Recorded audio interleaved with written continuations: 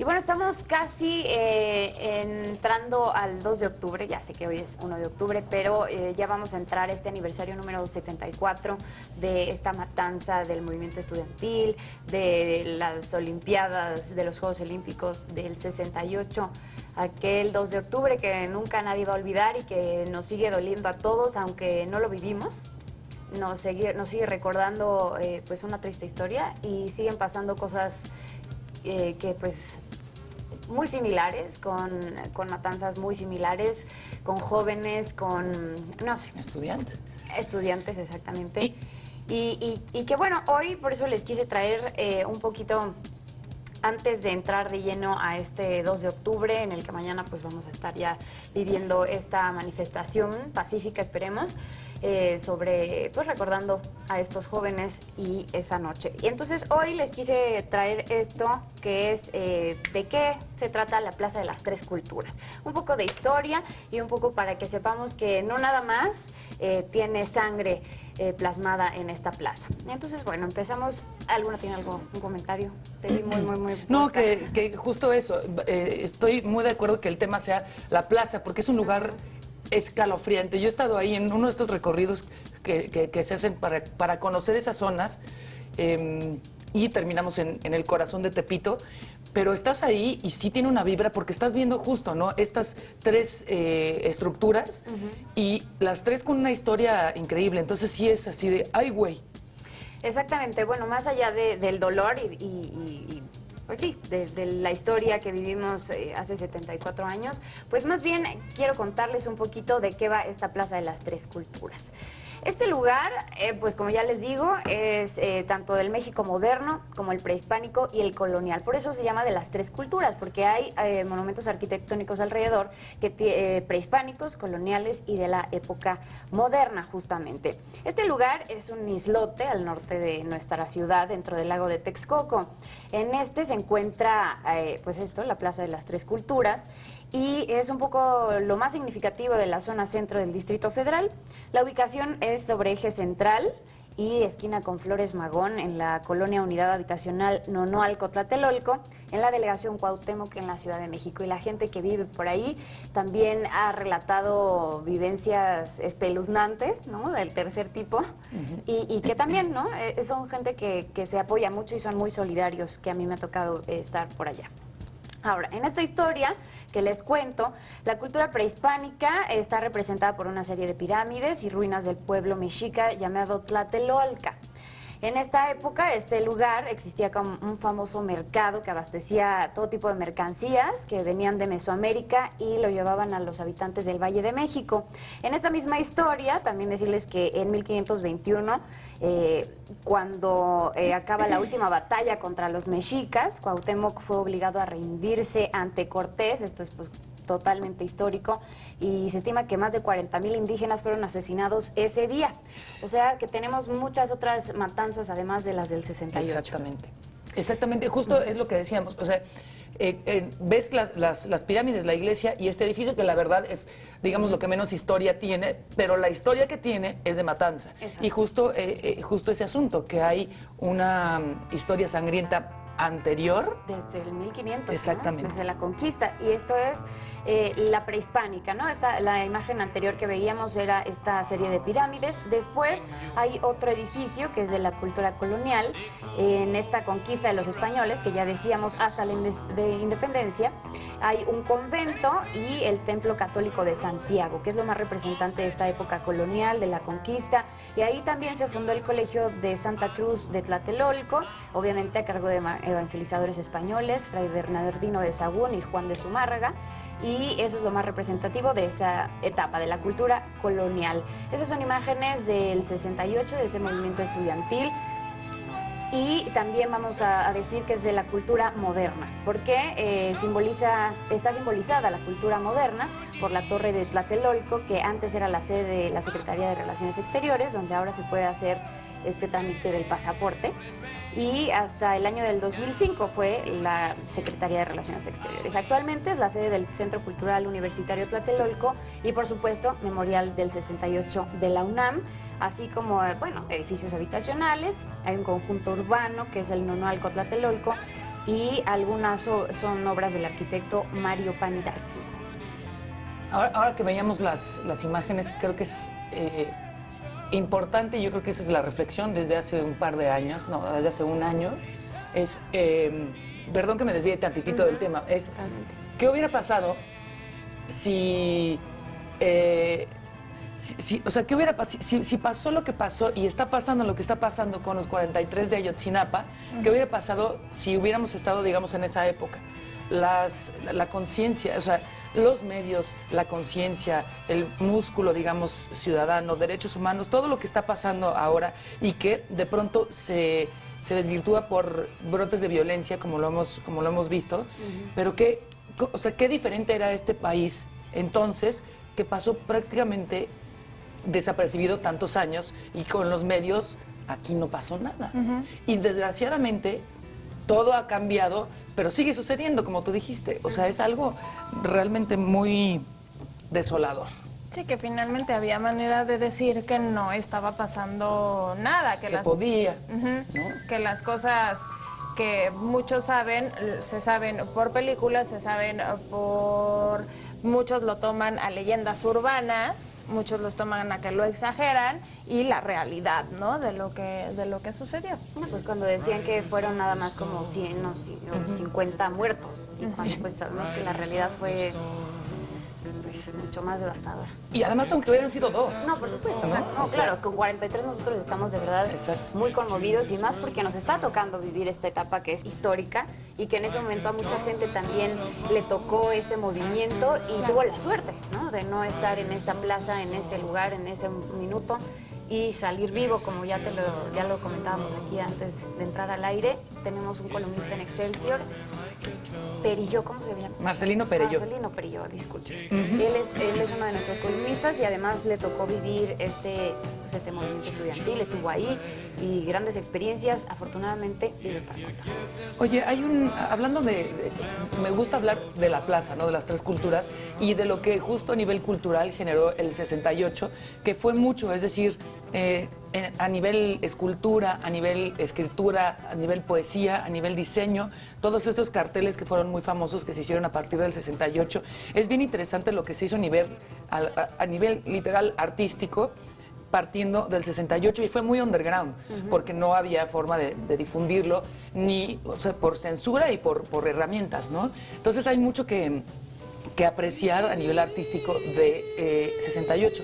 Y hay un libro que se llama Arte y Olvido del Terremoto 85, de Ignacio Padilla, que justamente habla de eso, se hizo mucho en 68 y de 85 no hay tanto. Sí hay, pero no hay tanto a nivel protesta cultural o experiencia cultural. En el caso del terremoto no era una protesta, sino la experiencia.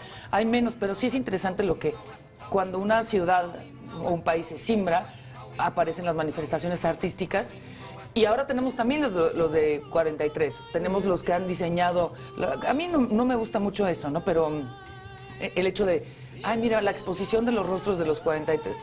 En este particular caso, a mí me pareció un poco oportunista, pero es un hecho que cosas que simbran a una ciudad o a un país, después se ven como repercusión en una manifestación artística, ¿no? Así es. Y bueno, pues también decirles nada más que un año antes, irónicamente, en el 1967, se firma un tratado, el Tratado de Tlatelolco, dando origen a pues que América Latina sea una región libre de armas nucleares.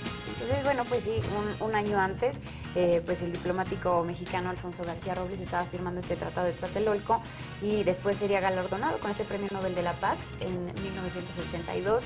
Y qué ironía que un año después tuvo lugar esta matanza de Tlatelolco.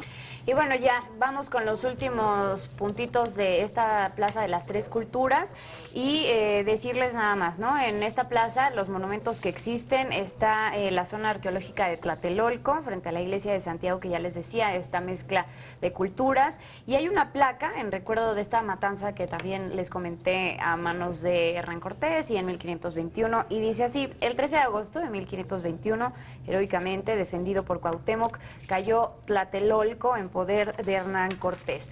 No fue triunfo ni derrota, fue el doloroso nacimiento del pueblo mestizo, que es el México de hoy. Y sí, somos hoy un pueblo mestizo que en su minoría una minoría que además se empieza a notar muchísimo. Tiene estas raíces indígenas y que nos hacen sentir tan orgullosos.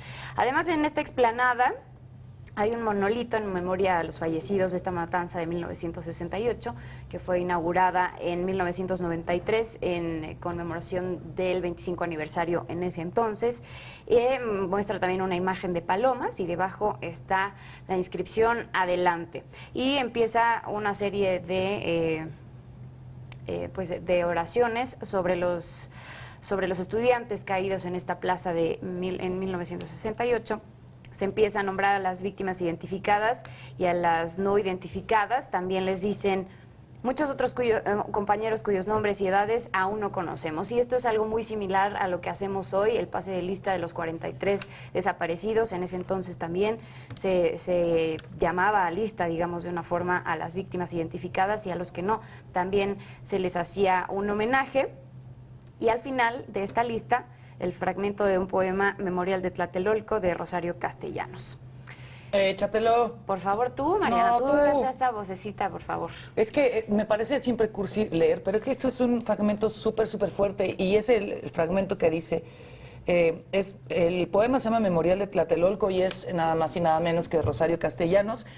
Lo triste, además, antes de leerlo, es que se parece mucho, insistimos, a lo que está ocurriendo hoy en día. Y dice, ¿quiénes? Nadie. Al día siguiente, nadie. La plaza amaneció barrida. Los periódicos dieron como noticia principal el estado del tiempo. Y en la televisión, en el radio, en el cine no hubo ningún cambio en el programa, ningún anuncio intercalado, ni un minuto de silencio en el banquete, pues prosiguió el banquete. Uf, es durísimo. Sí, durísimo y durísimo lo que estamos viviendo hoy en el Museo de Memoria y Tolerancia. Justamente hay una exposición temporal que va a estar hasta enero, que se llama ¿Por qué? O los errores del 68, me parece, que no hemos aprendido nada o qué hemos aprendido del 68. Dense una vuelta, mañana es Noche de Museos y es una buena oportunidad para ir al Museo de Memoria y Tolerancia, recorrer esta exposición temporal, pero pues vale muchísimo la pena que no se nos olvide eso de hace 74 años y que tampoco se nos olvide esto que está ocurriendo con los 43 desaparecidos. Además también, bueno, voy a hacer mi comercial porque el lunes 5 de octubre vamos a estar transmitiendo Excelsior Informa en vivo desde allá, desde el Museo de Memoria y Tolerancia, platicando justamente con Perillo un poco sobre este movimiento, sobre por qué tenemos que no olvidar nuestra historia y sobre cómo estamos siendo tolerantes frente al dolor de los demás y qué le está pasando a nuestra sociedad. Así que los esperamos. Ahorita hacías la pregunta, ¿qué aprendimos o qué se aprendió en el 68? Nada, absolutamente nada. Lo único que tenemos hoy por hoy son herramientas, digamos, que son las redes sociales para muchos, que sirven para informar ciertas situaciones que obviamente antes no se tenían, pero al mismo tiempo, como lo hemos platicado varias veces en esta mesa, también se utiliza para desinformar, para simplemente utilizar esa herramienta y entonces generar también esta ola de violencia por las cosas que se publican que tal vez no tengan esa veracidad. Pero ¿qué hemos aprendido? ¿Qué nos llevamos del 68? Nada. Y eso es tristísimo. O sea, es increíble y eso lo platicábamos ayer en otro programa. ¿Cómo es posible que 43 personas no aparezcan? Pues sí, ¿cómo es posible que sigamos repitiendo los mismos errores? Así es. A pesar de saber. Y bueno, mañana pues obviamente estar pendientes también de la marcha que se va a hacer para conmemorar el 2 de octubre. Todavía no está claro si empieza a mediodía o a las 4 de la tarde. Depende del horario, pero en los diferentes espacios de Excelsior Televisión se les estará, por supuesto, informando puntualmente. Ahora vamos a cambiar de tema, algo completamente diferente, pero también pues muy doloroso para la gente que lo padece, y es que dicen que una de las enfermedades más dolorosas tanto para el paciente como para la familia es el Alzheimer. O sea, ver cómo la persona se empieza a convertir en un bebé, digamos, que no sabe ir al baño, que no puede continuar una conversación, que no reconoce a la gente que ha formado parte de su vida durante mucho tiempo. Entonces, un periodista español, Jesús Estrada, decidió escribir sobre este tema él conoce a una pareja que ahí es cuando dices, eso es verdaderamente amor incondicional. El esposo sufría de Alzheimer y entonces él ve cómo se empiezan pues cómo empieza a cambiar su rutina, cómo se lleva la pareja, lo que tiene que hacer uno por el otro y decide escribir una carta, digamos, dándole voz al esposo, que de hecho ganó el tercer concurso de cartas de amor que hacen en Toledo. Jesús Espada lo escribió a mí, me encantó la carta porque dice, se los voy a leer. Pero la carta la escribe él. La escribe el periodista dándole voz al esposo que sufre Alzheimer, o sea, conviviendo con ellos, viendo cómo era su rutina, viendo cómo era su vida, cómo habían cambiado todo, platicando obviamente también con él, digamos que entre los dos, pero obviamente el periodista es quien la hace, redacta esta carta que dice, querida Julia, te escribo ahora mientras duermes por si mañana ya no fuera yo el que amanece a tu lado. En estos viajes de ida y vuelta cada vez paso más tiempo al otro lado y en uno de ellos, quién sabe, temo que ya no habrá regreso. Por si mañana ya no soy capaz de entender esto que me ocurre, por si mañana ya no puedo decirte cómo admiro y valoro tu entereza, este empeño tuyo por estar a mi lado tratando de hacerme feliz a pesar de todo, como siempre.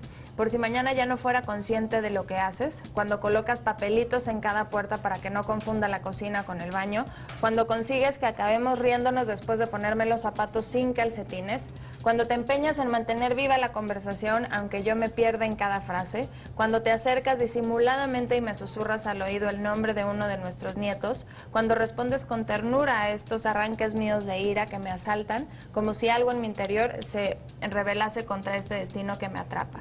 Por esas y tantas cosas, por si mañana no recuerdo tu nombre o el mío, por si mañana ya no pudiera darte las gracias, por si mañana, Julia, no fuera capaz de decirte, aunque sea una última vez, que te quiero. Tuyo siempre, y firma esta carta que en estas pequeñas líneas sí te deja ver lo difícil. Lo vimos en la película que incluso le valió el Oscar a Julianne Moore, Still Alice o Siempre Alice, en este proceso de empezar a caminar en tu propia casa y ni siquiera recordar dónde está el baño. Entonces, hay gente que dice que llega un punto en el que se empiezan a pelear con el espejo porque ni siquiera saben que están viendo su propio reflejo y los papelitos. Este es el baño, esta es la cocina. Es una enfermedad muy, muy difícil. Como dicen, el paciente se desespera. Aquí que habla de los arranques de ira es justo eso, porque este enojo de que cómo es posible no saber ni siquiera qué es lo que tienes que hacer. En la película de Still Alice, ella se graba dándose indicaciones de lo que tiene que hacer para acabar con su vida y ni siquiera lo recuerda. Entonces baja y es ¿qué tengo que hacer? Y sube y vuelve a ver el video. Ah, ok. Y vuelve a bajar y se le vuelve a olvidar y así es. ¿Acabas de revelar el final de la película? No. No. Es que yo no la he visto y ahorita que dijiste acabar con su vida dije... No. Oye, ¿sabes qué? Yo leí esta carta también. Yo pensé que la había escrito él, ¿no? El enfermo. Y no me gustó por eso. O sea, dije, ojalá fuera así de bonito. ¿Me entiendes? De poético. Y no, ahora veo, como es un tercero, ahora entiendo cuál es, digamos, la parte poética de escribir la carta. Porque sí, yo dije, o sea, sí, cuánto amor, pero es un dolor brutal, porque además, una cosa es la demencia, la distracción, de pronto se ponen a llorar porque no llegó su mamá por ella a la escuela. Sí. ¿No? Entonces es un sufrimiento que no puedes, como pareja, como dices, pues no hay manera que tú puedas cubrir todas estas carencias y todos estos vacíos. Y luego a veces se salen, agarran un taxi y nadie no se acuerda ni cómo se llama. O sea, sí es una cuestión brutal, que la carta está muy bonita, evidentemente, pero sí yo decía, ojalá que nada más fuera el asunto de los papelitos o de los calcetines, los zapatos sin calcetines, ¿no? O sea, llega un momento que es riesgo incluso de muerte, todos los días. Sí, aquí, incluso ahorita que decías que se salen, porque de repente ¿dónde estoy? No estoy en mi casa. Claro. Y entonces justamente se salen y lo hemos visto en Facebook, en estos posts que ponen solicitando ayuda de, por favor, esta persona desapareció, padece Alzheimer, se salió de su casa. Y es porque su propia casa no la reconocen, entonces dice, voy a mi casa. Y también les pasa mucho esto, que pierden noción del tiempo. Entonces creen que son niños, creen que son adolescentes. Entonces los pleitos y la comunicación empieza a ser bien complicado también. O sea, en esta película de Julianne Moore sí te lo plantean tal cual, porque es la desesperación de, o sea, incluso le dice mucho gusto a la esposa de su hijo como 4 veces. Sí, claro. Y es la familia a este punto de decir, hay que aguantar, hay que aguantar. En un modo mucho más poético también, plantean esta situación en la película, ay, Dios mío, no es posible que no me acuerde, el libro, Diario de una pasión. Diario de una pasión, también lo plantean ahí de cómo él dice, todos los días le lee el mismo cuento para que ella trate de recordar. Y ya cuando regresa, la abraza y entonces lo empuja y es de, ¿tú quién eres? Yo no te conozco, que fueron segunditos. Y ves también la desesperación de no te me vayas, por favor, porque pues es tu compañero de vida y no debe ser fácil, o tu mamá.